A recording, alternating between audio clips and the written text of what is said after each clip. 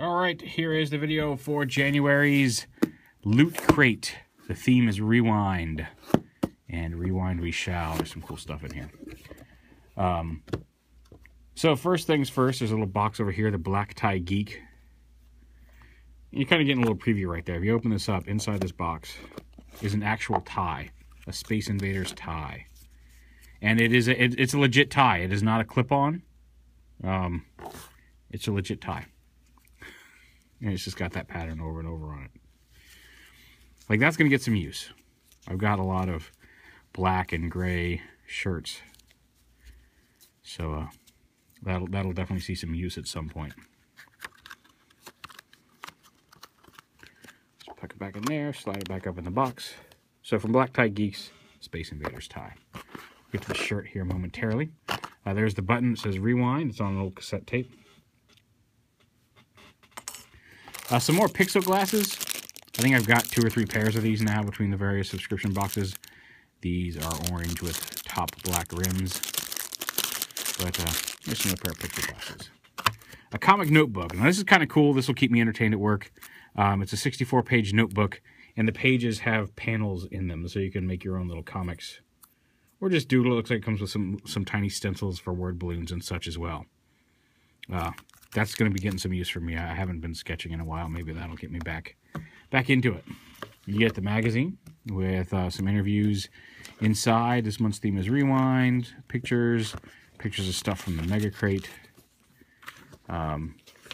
Editor's note. An article about Voltron. I love that the article is titled Voltron Beauty of Beasts, and yet they're showing the that one.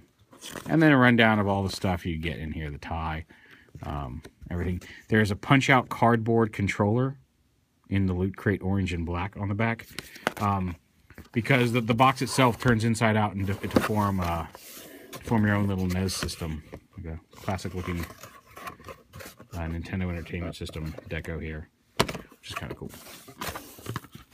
There's also a copy of the Star Wars #1. Dropped it on the floor. Sold out pretty quickly. The new comic from Marvel, Star Wars #1. Now I've read it. I haven't opened this cover copy of it. You can see they've all got Loot Crates. It has Loot Crate in one logo, and then Loot Crate translated into BASIC. All over the rest of it, but yeah, I've read it. It's so far it seems a little awkward to me. I'm sure it will make more sense, if you read it collected, like if you read the whole arc together as one arc versus individual issues. It might make a little bit more sense. It's just it takes place between Star Wars and Empire Strikes Back, or A New Hope and Empire Strikes Back, if you want to get pedantic. And it's just like I said, time clearly had passed between those two movies. I'm sure there were other mini adventures, but it's kind of hard to put any of the main characters in any sort of serious peril when you know that there's no emotional investment in, oh my God, will they get out of this? Because they do. It's supposed to be a canon comic, so it's always a little hard when you try to do that. I'm not judging the whole thing, because like I said, it could be a great story that if you read it, pick it up in trade paperback, or wait until the that particular arc is finished, could end up being really cool. But like I said, it just seems a little weird. And part of it's just getting back into Star Wars comics when I'm the hype for Episode 7 is still going on. Now here is an ISO analog Nintendo figure. It's a Loot Crate exclusive. Let me get this back out to show you some of the various ones you can get. I got Corbin's Alley, which as you can see is like a retro game cart based off of the Fifth Element, Dallas Corbin, and the enemies. And there's a little curvy plastic Nintendo cartridge. And I wasn't sure. I was like, okay, that's neat and all, but it comes with these little accessories in here, like a zap gun. I'm like, okay, a zap gun, and a couple of hands and feet. And I'm like, what is this supposed to do?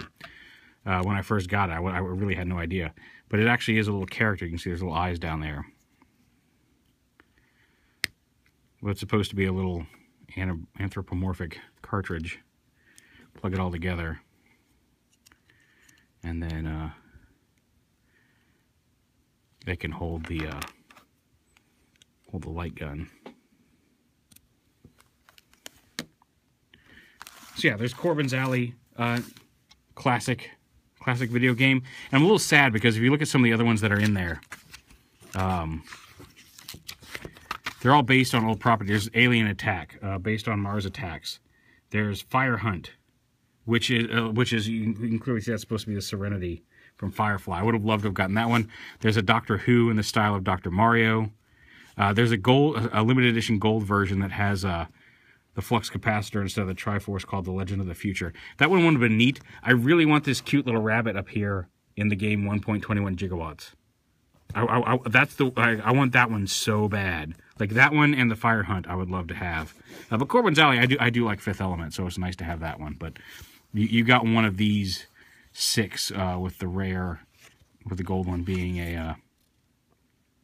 it doesn't say a super rare gold variant. I don't know what the breakdown on how often that shows up. I don't know what the ratio is. But it is a neat little cartridge. I mean, it's solid for a little toy like that, and at least the cartridge itself.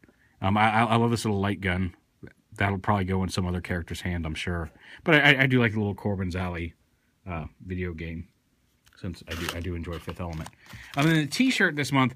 Now this is one of the T-shirts that I'm really excited to get, and I will absolutely wear it because it's a blueprint diagram of Voltron, blue on black, like a diagram schematic of Voltron. So that one's definitely going in the rotation. It's not a mashup. I think sometimes when they do mashup shirts, they can get a little silly. But that's just straight up, hey, Voltron. That will absolutely get worn. So yeah, there is the Rewind Loot Crate for January 2015. And like always, if you like it, you can subscribe to it down there in the comments section. Yeah, pretty cool. Like I said, that one had several things in it that I'm totally down for. Like, I've read the Star Wars comic. I borrowed a buddy of mine's because, again, it was sold out. So having my own copy of issue 1 is kind of nice since it was hard to get in the actual physical store. So, yeah, Loot Crate, January 2015, Rewind.